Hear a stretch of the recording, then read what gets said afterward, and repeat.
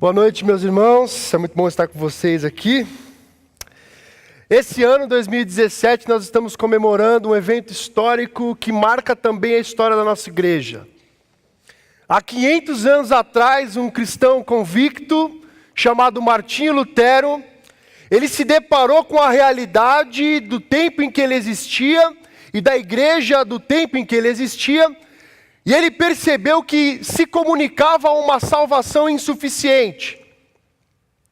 Uma salvação que, diferente do que a gente cantou aqui, não vinha por intermédio de uma pessoa que morreu na cruz, mas vinha por intermédio de um papel emitido por uma instituição religiosa que dizia que dava a você a salvação se você pagasse uma determinada quantia. E esse monge agostiniano alemão chamado Martinho Lutero, ele mergulhou nas Escrituras e percebeu que o que salva os homens, a expressão máxima da graça, não é um papel. A expressão máxima da graça não é o que uma instituição diz. Mas a expressão máxima da graça estava manifestada em uma pessoa e no seu ato de morrer por nós. De onde Lutero tirou isso? Quando foi questionado por que você disse isso, de onde você tirou, a única coisa que Lutero pôde responder é: eu voltei para as Escrituras. Se quiser descobrir onde a graça está e o que ela faz, é necessário voltar para as Escrituras, porque são as Escrituras que revelam a ação de graça de Deus para nós. Queria convidar você a abrir a sua Bíblia para entender o poder dessa mensagem que foi registrada ao longo da história, mostrando o plano de ação de graça de Deus para os homens. Queria que você abrisse a sua Bíblia no livro de Hebreus, capítulo 4. Nós leremos o versículo 12 e o versículo 13. Hebreus, lá no Novo Testamento, capítulo 4, versículo 12 e 13. A única forma de entendermos a graça de modo exaustivo é conhecendo a pessoa de Cristo por meio da Escritura. Esse valor tem se perdido no nosso tempo, e meu desafio nessa noite é que a Escritura volte a ser o centro das nossas vidas e das nossas ações. Hebreus capítulo 4, versículo 12 e 13. Diz o seguinte o texto: pois a palavra de Deus é viva e eficaz, é mais afiada que qualquer espada de dois gumes. Ela penetra ao ponto de dividir a alma e o espírito, juntas e medulas, e julga os pensamentos e as intenções do coração. Nada em toda a criação está oculto aos olhos de Deus. Tudo está descoberto e exposto diante dos olhos daquele a quem havemos de prestar contas. Eis aqui o que a palavra é. Eis aqui as qualidades dessa palavra e o que ela provoca em nós. Eu queria convidar você a ficar com a sua Bíblia aberta, o seu celular conectado, para a gente entender o que há de tão precioso nessa palavra, ao ponto dela ser eternizada ao longo dos tempos e ser um mecanismo, um instrumento de revelação da graça de Deus. Em primeiro lugar, o autor de Hebreus, ele nos mostra o que é a palavra, a sua ontologia, o ser da palavra, o que a caracteriza enquanto elemento de Deus para as nossas vidas. E o texto nos diz no início do versículo 12 que a palavra é viva e eficaz. Isso é a palavra. Uma palavra, enquanto viva, ela exige relação. A palavra de Deus é um diálogo intermitente entre o Deus Criador e as coisas criadas por Deus, os homens. Se ela é viva, ela exige necessariamente uma relação, um contato dialogal. Não é um livro morto que lemos e não gera nenhum tipo de reação em nós. A palavra é viva. Eu sou uma pessoa um pouco distraída. E às vezes quando eu estou concentrado em alguma coisa, e a minha esposa quer conversar comigo, eu sempre respondo para ela, aham, é e tá. Eu não sei nem o que ela está falando, mas é aham, é e tá. E quando ela percebe que eu estou respondendo... As mulheres estão rindo, né? Seus maridos fazem isso com vocês também, né? Aham, é e tá. Quando seu marido está falando aham, é e tá, ele não está te ouvindo. Tá? E minha esposa ela tem uma habilidade muito boa, ela percebe isso rapidamente e ela me dá uma bronca. O que eu falei para você agora? E aí eu tento sair para um lado, para o outro, mas eu não sei, porque eu não estava ouvindo ela. A palavra viva canta naquela hora e exige de mim uma relação consistente. Com uma palavra que é viva, nos relacionamos como se fosse uma pessoa. Essa é a primeira propriedade que o autor de Hebreus nos mostra sobre essa palavra que nos revela a graça. Ela exige de nós uma relação pessoal. Ela exige de nós uma resposta adequada. Ela exige de nós diálogo. O grande problema é que quando nós nos deparamos com a palavra, nós buscamos na palavra apenas aquilo que nos satisfaz. Os versículos que nos confrontam a gente deixa de lado. Os versículos que afagam a nossa pessoa, a gente lê, a gente escreve, a gente cola no vidro do carro, a gente faz adesivo. Nós gostamos de ouvir a palavra que nos satisfaz, mas não gostamos de ouvir a palavra que nos transforma.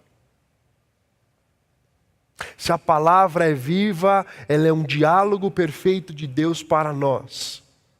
E sendo um diálogo perfeito de nós, ela nos afaga, mas também nos corrige. Diante da palavra existe apenas duas respostas que nós, enquanto cristãos, podemos dar.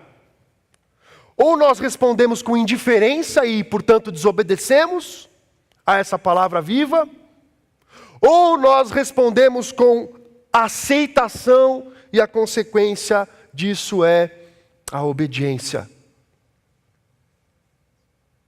A expressão da graça de Deus por meio da palavra está totalmente relacionada com a forma como nós nos relacionamos com a comunicação de Deus para nós. A segunda característica que o texto nos diz sobre a palavra de Deus é que ela é eficaz. Interessante aqui no texto original, o autor de Hebreus usa a mesma palavra para eficaz, que é a raiz da palavra energia no nosso vocabulário atual. A ideia que ele quer dar é que essa palavra que é viva, quando interage conosco, ela tem o potencial de energizar o defunto que está morto. Ela age como um desfibrilador, gerando em nós uma carga de energia tamanha que nos tira do estado de morte e nos coloca para o estado de vida. Esse é o poder da palavra. Nos energiza, flui em nós como vida, nos reanimando para que tenhamos relação com o Pai que nos criou. Às vezes nós, enquanto cristãos, vivemos como uma pessoa que tem semivida, que está num leito de hospital, com os batimentos cardíacos em baixa frequência. E a gente não entende que a única possibilidade da gente sair desse estado é quando a palavra começa a se tornar viva dentro do nosso coração. Se queremos conhecer a graça de Cristo, devemos também conhecer a palavra que expressa a ação de graça de Deus por nós. No Evangelho de João, quando ele vai comunicar quem Jesus é, ele diz: Jesus é a palavra encarnada, que viveu entre nós. A revelação suficiente de Deus se dá em Cristo e se revela por meio das Escrituras. O conhecimento da graça de Deus está relacionado com o conhecimento da sua ação na história por meio do conhecimento da Escritura. Mas uma vez que nós já sabemos quais são as características que dão à palavra a sua essência, ela é viva e ela é eficaz, O texto nos apresenta que essa palavra, que é viva e eficaz, ela tem algumas qualidades. Acompanhe comigo o que o texto diz. Essa palavra que é viva e eficaz é mais afiada que qualquer espada de 2 gumes. Sua essência é ser viva e é ser eficaz. Sua qualidade é ser afiada e ser como uma espada de 2 gumes. A palavra, enquanto afiada, o que o autor de Hebreus quer nos dizer aí é que ela tem possibilidade para tocar com precisão o mais escondido da nossa vida. O interessante é que a ideia que o autor de Hebreus quer nos dar aqui é que essa palavra tem por qualidade a precisão quando age diante de nós. Quando um médico vai fazer uma cirurgia, eu nunca vi um médico ir para uma cirurgia de remoção de um tumor com um bisturi cego. Muito menos com uma faquinha de manteiga, de plástico. Por quê? Porque instrumentos cegos não promovem boas cirurgias. A palavra, por ter como sua qualidade a afiada, ela é afiada, ela gera em nós um toque com precisão. Médico que não usa instrumento afiado causa dor no seu paciente. A palavra, quando ela se coloca diante de nós, ela tem um poder de precisão cirúrgico. Ela atinge onde realmente precisa atingir. Não há recôndito da nossa alma, não há esconderijo do nosso ser onde a palavra não alcance. Muitas vezes a gente deixa de entender que a palavra tem essa precisão e a gente começa a buscar recursos fora da palavra, instrumentos cegos. Em 2015, livros de autoajuda no nosso país tiveram um aumento das publicações 42%. Só até o primeiro semestre desse ano, no nosso país, foram lançados 3.000 títulos de livros de autoajuda. Esses 3.000 títulos venderam aproximadamente 1,5 milhão de exemplares. Muitas vezes nós temos um instrumento precioso nas nossas mãos, mas nós queremos resolver as nossas situações, os nossos dilemas, as nossas tensões, as nossas angústias com instrumentos cegos. Livros de autoajuda só ajudam a quem escreve.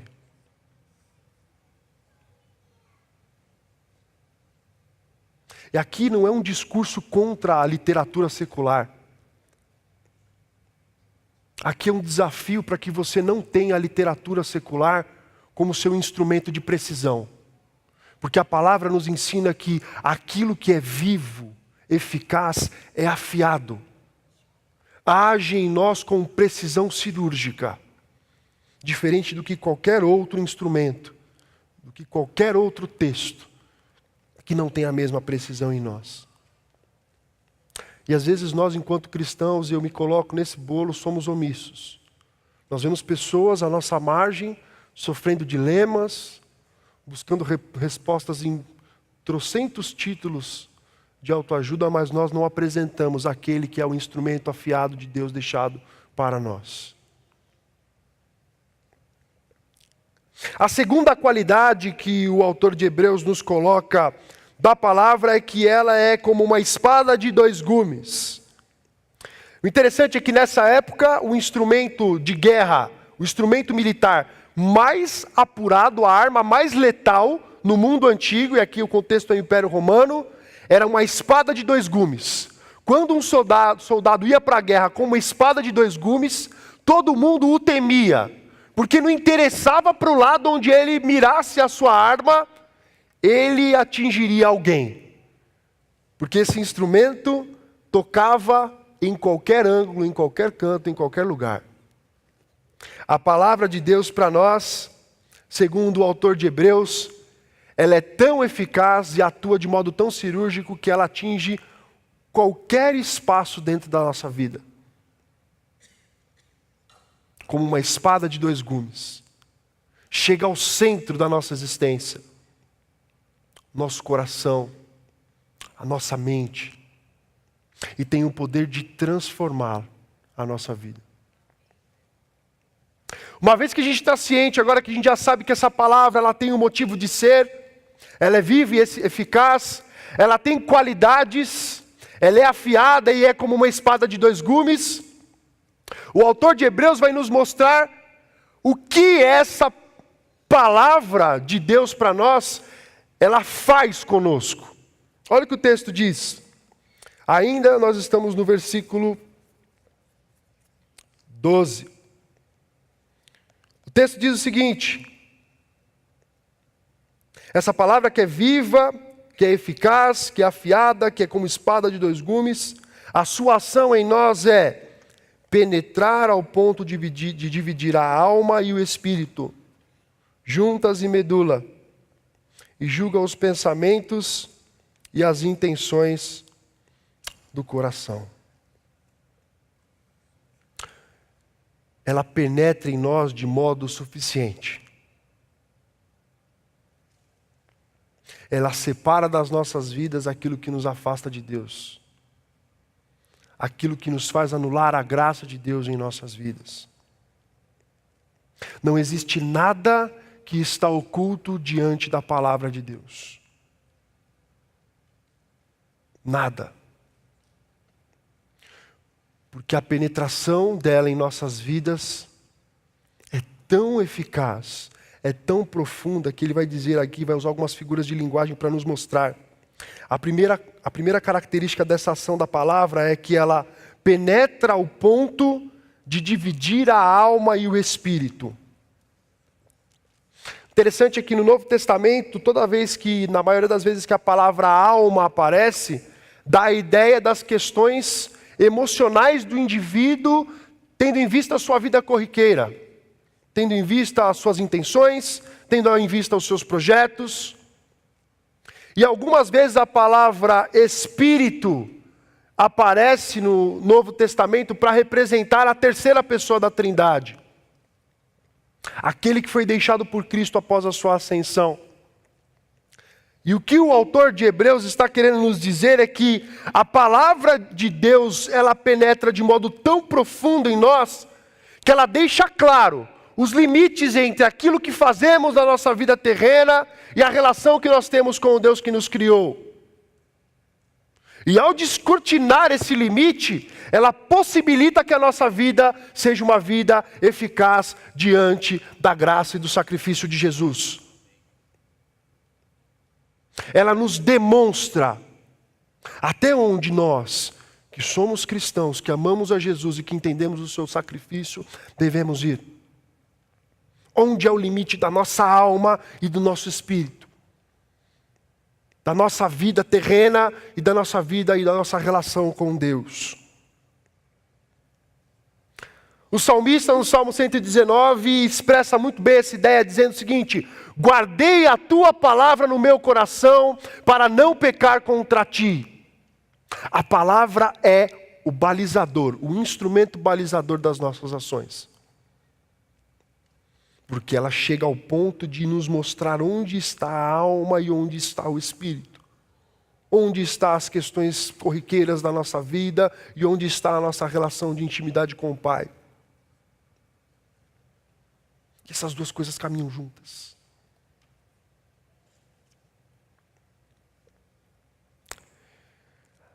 A segunda ação dessa palavra em nós é que ela separa juntas e medulas. No mundo antigo, quando eles usavam essa expressão, juntas e medulas, era para representar algo que é inseparável. Algo que é impossível de ser dividido. Algo que nenhum ser humano, o mais habilidoso médico da antiguidade, poderia fazer. E o que o autor de Hebreus coloca diante de nós é que a eficácia dessa palavra, quando age em nós, ela promove algo que ninguém acredita que é possível. Ela pega um apóstolo Paulo que estava habituado a matar cristãos e o torna no maior emissário do cristianismo. Ela pega a mulher adúltera que já estava no seu quinto marido e transforma essa mulher em uma pessoa que ama a Jesus. O que é impossível aos olhos humanos, Deus faz em nós diante da tua palavra. E a terceira ação que essa palavra gera em nós é que ela julga os pensamentos e as intenções do nosso coração. A palavra que o autor de Hebreus usa no texto original para julgar é criticar.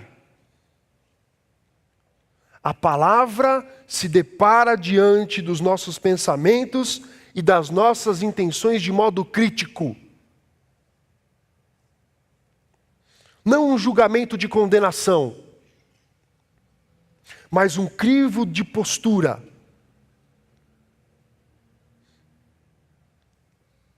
Um crivo de expressão daqueles que realmente entenderam a graça e vivem por meio dela. Ainda que a palavra não nos chegue à boca, ainda que os nossos pensamentos estejam apenas na esfera das ideias, o Senhor já nos conhece, diz o salmista. Antes mesmo que eu haja, os meus passos já estão previstos por Deus.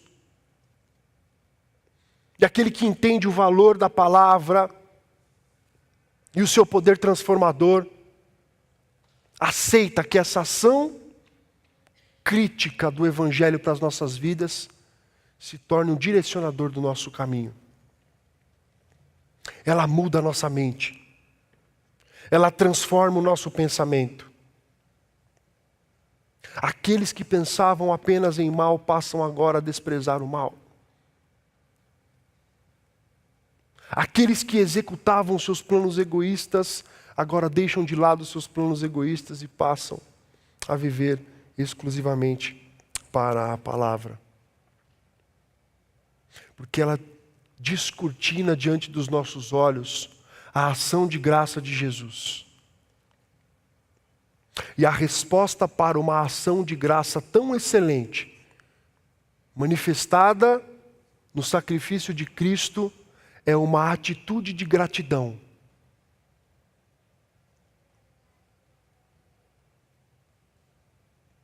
O sacrifício de Jesus não tem preço. Não existe nada que você possa fazer para pagar o que Jesus fez.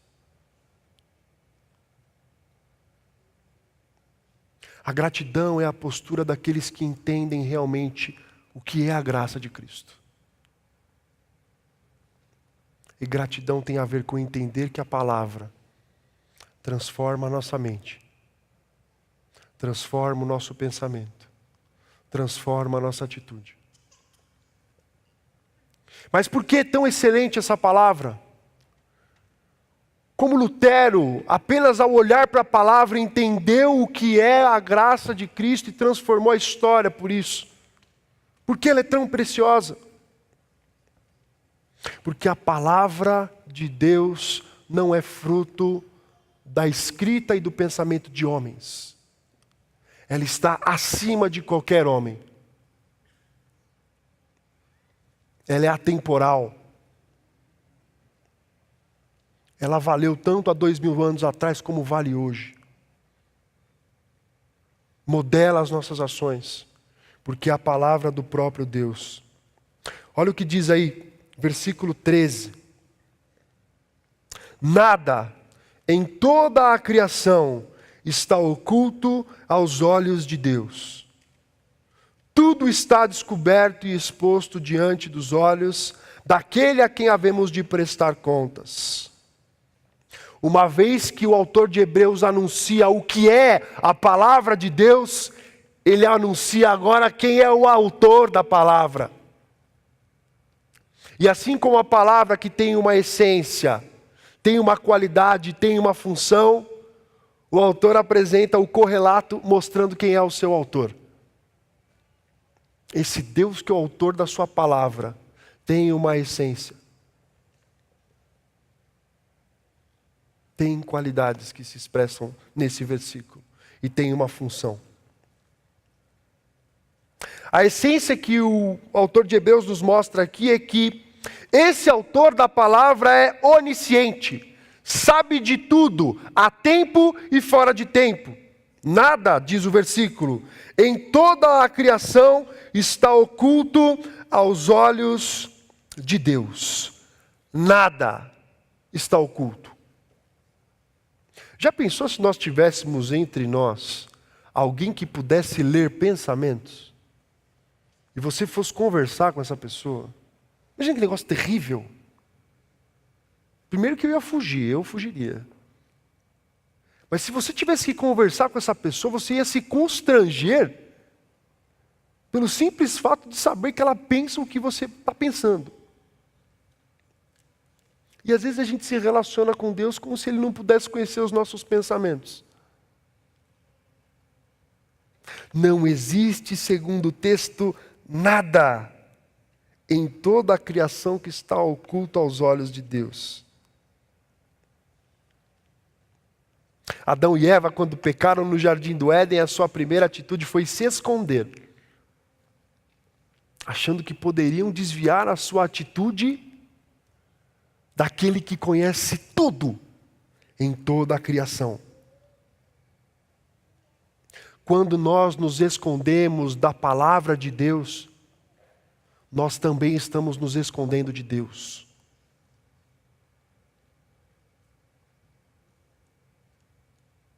Quando deixamos de lado o poder transformador da palavra de Deus, estamos deixando de lado também o Deus transformador. Depois de dizer que Deus é onisciente, que sabe de tudo, esse Deus que nos proporcionou essa palavra, que expressa a sua graça, Ele vai dizer qual que é a função desse Deus em nós, agindo por meio da sua palavra. O versículo continua: tudo que está descoberto e exposto diante dos olhos daquele a quem havemos de prestar contas. A sua função é nos descobrir e nos expor. E o interessante é que a palavra que é usada aqui no texto, ela tem uma dramaticidade tão grande que a tradução não conseguiu chegar. Esse descobrir significa literalmente, nos coloca prostrado e vira o nosso pescoço para cima. Não para nos expor, mas para nos trazer de volta para a adoração. Deus nos chama a estarmos prostrados diante dEle, a conhecê-lo por meio da sua palavra. Ele não nos nega assistência, porque nos deixou o seu texto escrito. Nos deixou um registro claro de quem Ele é, seu plano de salvação e o plano futuro que nós ainda nem vivemos. E por último, ele se apresenta, esse autor da palavra, como um grande juiz, a quem nós haveremos de prestar contas. Nos últimos dias, ninguém será considerado inocente diante de Deus. A Germana está fazendo um trabalho lá nas comunidades ribeirinhas, porque se ignorância salvasse, era melhor que ela nem fosse. Melhor que aquelas pessoas morressem sem conhecer a Deus e elas seriam salvas. Às vezes a gente ouve isso: Deus não leva em conta a ignorância das pessoas. O que de Deus se pode conhecer, diz o apóstolo Paulo em Romanos, está manifesto entre nós. Mas os homens, vendo aquilo que Deus criou, resolveram adorar a criação de Deus, não o Deus criador das coisas. Nós temos a palavra, que é a revelação específica de Deus para as nossas vidas. Para que quando formos julgados, não sermos culpados de termos desprezado ela. A palavra exige de nós diálogo. A palavra exige de nós relação. E uma vez que entendemos que ela é viva, que ela é eficaz, que ela é afiada, que ela é como espada de dois gumes, que ela nos penetra em todas as esferas da nossa vida, nós começamos a entender que Deus tem poder para nos transformar por meio da sua palavra. Se queremos conhecer a graça, voltemos às Escrituras. Se queremos conhecer a graça, vejamos quem Cristo foi e o que fez por nós. Lutero fez isso há 500 anos atrás. E por causa de homens como ele, nós estamos aqui. Por causa da ação de Deus ao longo da história, sua palavra sempre foi valorizada. Não há outro meio de encontrarmos a Deus a não ser por meio da sua palavra. Qualquer outro mecanismo, artifício,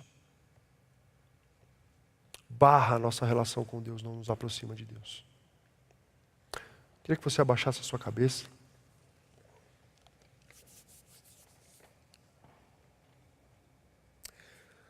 Senhor, nós estamos diante de Ti, ó Pai, porque muitas vezes nós nos colocamos diante da Tua palavra, mas sem entender que ela é viva. Nós nos colocamos diante da revelação dos Teus pensamentos a nós, sem entender que eles têm um poder transformador ainda hoje. E terá até que o Senhor venha. A minha oração, Pai, é para que o Senhor nos ensine a fazer com que essa palavra seja realmente viva na nossa vida. Nos ensina, Senhor, a termos tempo onde nos colocamos diante de Ti, querendo ouvir a Tua voz. E nos posicionamos como alguém que quer responder de modo adequado aquilo que o Senhor nos orienta. Pai, que a resposta às Escrituras não possa ser a indiferença, a desobediência, mas sim a aceitação e a obediência. O Senhor nos ensinou que o Teu Filho representou para nós a palavra encarnada, que manifestou de modo suficiente o Seu pensamento e o Seu plano para as nossas vidas. Nos ensina, Pai, a nos relacionarmos contigo por meio das Escrituras. Nos ensina, Senhor, a não invalidarmos aquilo que o Senhor nos deixou com as nossas atitudes. E acima de tudo, Pai, que nós possamos pregar a palavra com a nossa vida. Que as pessoas possam ser transformadas pelo simples fato, ó Pai, de ver a Tua palavra fluindo diante da nossa vida, das nossas ações, das nossas falas. Obrigado, Pai, porque a Tua graça se manifesta também na Tua palavra. Em nome de Jesus. Amém.